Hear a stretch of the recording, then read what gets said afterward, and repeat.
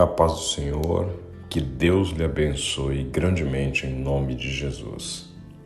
No último dia do ano, rendemos ao Senhor este dia, colocamos diante dele tudo o que vivemos, tudo o que passamos, as alegrias, as tristezas, as conquistas, as perdas. Sabemos que tudo isso cooperou para o bem dos que amam a Deus, dentre os quais estamos eu e você que me ouve neste momento. Em nome de Jesus, nós encerramos esta sequência dos livros da Bíblia e o livro do Apocalipse com os seus últimos capítulos 20, 21 e 22. No capítulo 20, o apóstolo João nos conta que, em sua visão, ele percebe o diabo sendo lançado no fundo do abismo e preso por 1000 anos, sendo que após este tempo, o diabo será novamente livre, o dragão, por um tempo, antes da derrota final. Durante este período em que estará livre, conseguirá ainda arregimentar um exército contra os santos de Deus, mas aí ele será definitivamente derrotado e lançado no lago de fogo e enxofre. João também vê, nesta mesma visão, aqueles que foram decapitados pela perseguição e percebe que neles não opera mais o poder da segunda morte. Também no capítulo 20, vemos o julgamento do grande trono branco, aonde aquele que não tiver o seu nome escrito no livro da vida será condenado. E então também vemos a instituição do conceito do milênio, onde Cristo reinará durante 1000 anos. O milênio e suas discussões têm sido alvo de uma série de questões teológicas no seio da igreja.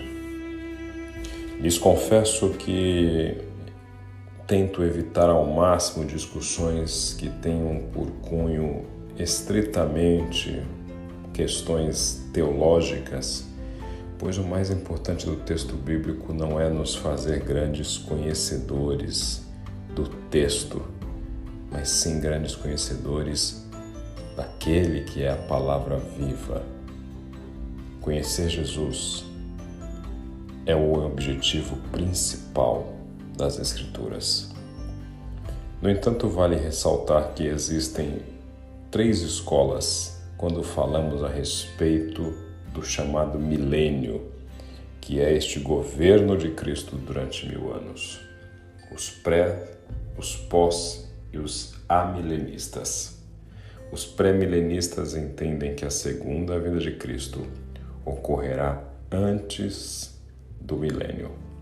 Jesus virá pela segunda vez e então reinará com seus santos durante estes 1000 anos, logo após a sua segunda vida. Os pós-milenistas, por sua vez, entendem o contrário. O milênio ocorrerá e depois disso Jesus virá. E os amilenistas, inclusive, entendem que não há um milênio físico, mas o milênio é um conceito espiritual, talvez até mesmo uma metáfora para um momento onde a igreja esteja vivendo o reino de Cristo. Vemos que nossa interpretação do Apocalipse muitas vezes é mais comum ser uma visão pré-milenista, pós-tribulacionista. O que isso significa? Muitos de nós fomos criados em uma crença de que o milênio será um tempo onde Cristo reinará conosco depois de sua segunda vinda e que esta segunda vinda ocorrerá também depois da grande tribulação. E este é o ensino mais comum entre as escolas de formação dos missionários que fizeram a evangelização do Brasil. No entanto, como eu lhes disse, tudo isso não importa nada se de fato você conhecer a Cristo na sua profundidade e se preocupar em ter uma relação séria com Ele. Este texto bíblico, debruçarmos-nos nele do ponto de vista da devoção que ele merece, exige que eu e você entendamos que, de fato, haverá um milênio. De fato, Cristo reinará e o seu reino será sempre eterno. De que, de fato, haverá uma tribulação, mas os santos de Deus passarão por ela e reinarão com Cristo eternamente. O capítulo 21 nos fala sobre os novos céus e a nova terra. Estes novos céus e nova terra são compostos por uma nova ordem criada. Tudo se fez novo. Eis que a cidade santa, a Nova Jerusalém, vem ataviada para a festa do Cordeiro. Deus mesmo com seu povo. É tão glorioso entender que o apóstolo João está vendo que tudo aquilo que havia sido destruído, que estava decadente, haveria de ser renovado, haveria de ser redimido. Nós vemos então que Deus haverá de redimir a sua criação. E a redenção da criação envolve uma série de aspectos, não somente aspectos espirituais, mas aspectos físicos. Até porque, infelizmente, vivemos uma ordem criada decadente. Olhamos a destruição do meio ambiente como uma realidade. Sem dúvida nenhuma, a Nova Jerusalém será um lugar onde florestas não estarão destruídas, onde rios não estarão poluídos, onde pessoas não habitarão em casas sem saneamento básico. A Nova Jerusalém não será uma cidade com prédios em ruínas, não será um lugar onde haverá uma divisão entre ricos e pobres. A Nova Jerusalém é o lugar onde Deus habitará com seu povo. Também neste capítulo 21, nós vemos que o Senhor nos fala a respeito de um conceito importante. Em relação à Nova Jerusalém, nós não teremos tristeza.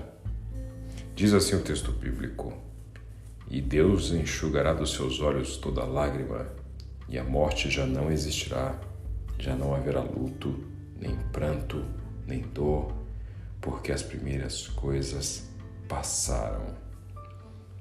Aí eu fundamento a crença de que não teremos lembranças de coisas que nos farão sofrer. Muitos se perguntam: será que eu me lembrarei na Nova Jerusalém, no porvir, quem é meu marido, quem é minha esposa, quem são meus filhos, quem são meus pais?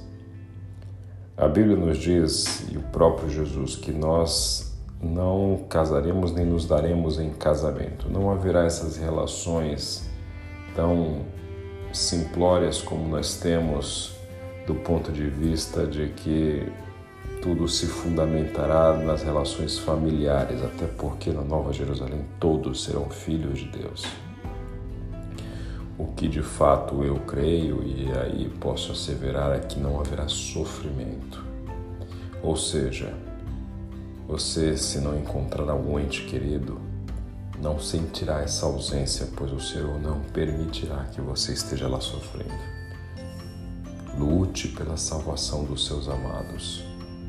Lute pela salvação daqueles que estão perto de você. Lute para que eles estejam com o nome deles escritos no livro da vida.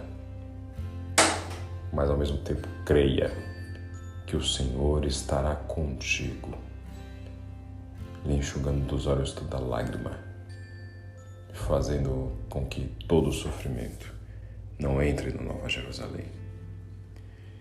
essa questão de não entrar na Nova Jerusalém e o que estará fora é um ponto importante também de Apocalipse 21. Apocalipse 21 nos fala que esta cidade santa terá muros altos e 12 portões, 3 para cada lado. A cidade será um quadrado de 2.200 quilômetros. E nesta cidade, os portões sempre estarão abertos, pois não haverá noite, e o mal não terá permissão de entrar. E só entrarão nela os que tiverem seu nome no livro da vida. E daí surge a pergunta: por que então esta cidade tem muros? Se os portões sempre estarão abertos, por que murá-la? Se muros tinham uma característica no passado de servir de proteção, do que precisa estar protegida a Nova Jerusalém? E eu lhes digo que os muros descritos por João não são para proteção, dado que inclusive seus portões jamais serão fechados. Os muros da Nova Jerusalém têm uma característica simples de retratar que a Nova Jerusalém tem limites, tem fronteiras, tem um lugar aonde ela começa e aonde ela termina. Isso significa que só estarão nela aqueles a quem o Senhor chamar, aqueles que estiverem com seus nomes escritos no livro da vida. A Nova Jerusalém é um lugar que sabemos qual a dimensão dela, pois o Senhor sabe quem haverá de habitá-la. Por isso, ela tem muros. Seguimos então para o capítulo 22 do texto do Apocalipse. No capítulo 22, o Senhor nos fala a respeito de um rio da água da vida que flui do trono de Deus e do Cordeiro. Sim, o Pai e o Filho assentados no trono, com a árvore da vida às margens deste rio.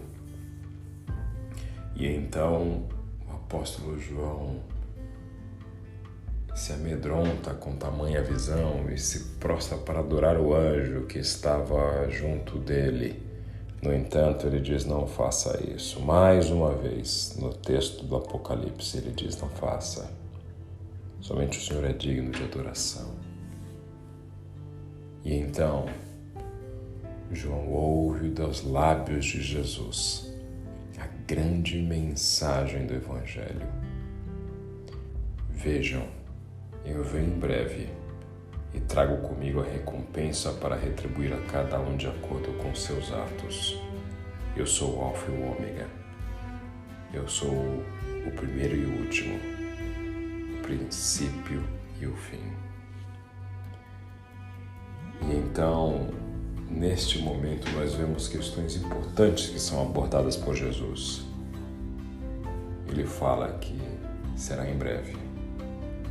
Ou seja, apesar de esta mensagem de João ter no mínimo 2000 anos, nós estamos falando de uma mensagem de Jesus que está dizendo: prepare-se, eu posso chegar a qualquer instante.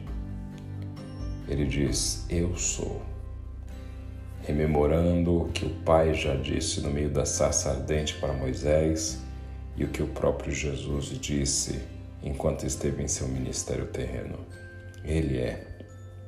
E neste momento ele pode dizer: eu sou o Alfa e o Ômega, o princípio e o fim. E encerra o texto de Apocalipse dizendo: aquele que é testemunha fiel de todas essas coisas diz: sim, eu venho em breve. Amém. Então vem, Senhor Jesus. Em nome de Jesus, que você guarde esta última mensagem do livro do Apocalipse como uma mensagem relevante para a sua vida. A testemunha fiel que é o Senhor Jesus, ele lhe diz: sim, eu venho em breve. E a grande mensagem deste Apocalipse é que o Senhor Jesus está voltando. Sim, está voltando. E que possamos responder com o mesmo ardor que o apóstolo João.